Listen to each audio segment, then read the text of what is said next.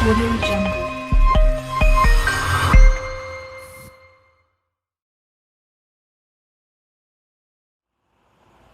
Assalamualaikum warahmatullahi wabarakatuh. Perkenalkan, saya Nur Muhammad, guru matematika di SMA Negeri 1 Cidahu, Kabupaten Kuningan. Pada kesempatan kali ini kita akan kembali mempelajari mengenai materi pada mata pelajaran Matematika Wajib kelas 11. Materi yang akan kita pelajari hari ini adalah mengenai transformasi. Secara umum, transformasi dapat diartikan sebagai perubahan, baik itu perubahan posisi, perubahan bentuk, ataupun perubahan ukuran dari suatu objek, diakibatkan oleh suatu proses yang disebut dengan transformasi. Di dalam pembahasan matematika, proses transformasi dibagi menjadi 4. Transformasi yang pertama adalah translasi. Translasi dapat diartikan sebagai pergeseran. Suatu objek yang mengalami translasi hanya akan berubah kedudukan ataupun posisi dari kedudukan atau posisi awal, kemudian berubah menjadi kedudukan atau posisi setelah ditranslasi.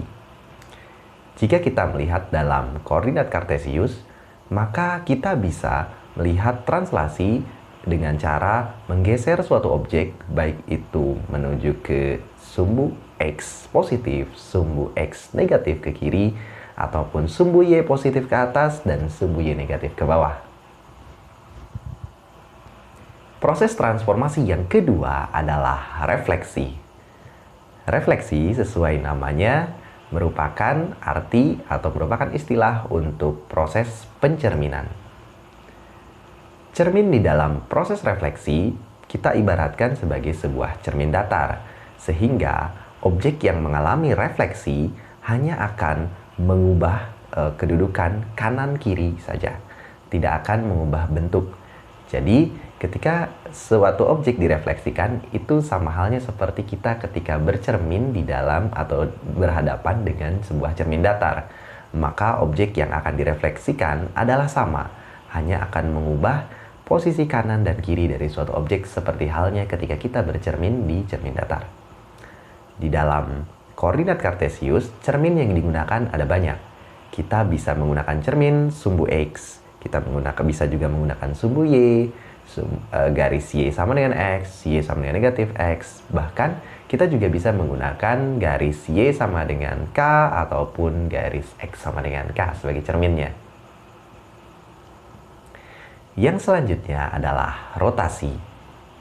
Sesuai namanya, rotasi merupakan istilah untuk perputaran suatu objek.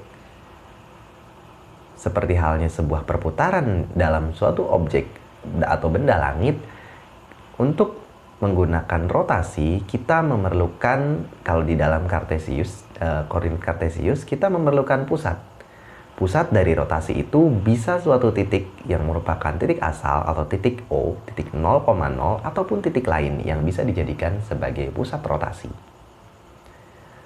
Rotasi memiliki ciri khas, yakni kita bisa merotasi suatu objek dengan searah jarum jam ataupun berlawanan arah jarum jam. Untuk objek yang dirotasi searah jarum jam, maka dinotasikan dengan sudut yang bertanda negatif. Sementara untuk objek yang dirotasi berlawanan arah jarum jam, maka dinotasikan dengan sudut yang bertanda positif. Dan yang keempat, proses transformasi yang kita ketahui adalah dilatasi. Dilatasi secara bahasa dapat diartikan sebagai perbesaran ataupun perkalian. Maka suatu objek yang didilatasi akan mengalami perbesaran ataupun mengalami perubahan ukuran, baik itu membesar ataupun mengecil, tergantung dari faktor dari dilatasi itu sendiri. Jika faktor dilatasinya merupakan suatu bilangan di antara 0 sampai dengan 1, atau 0 dari 0 kurang dari X sama dengan kurang dari X dan kurang dari 1, maka benda tersebut mengalami pengecilan ukuran. Sementara jika nilai dari faktor dilatasinya adalah lebih dari 1, maka objek tersebut mengalami perbesaran.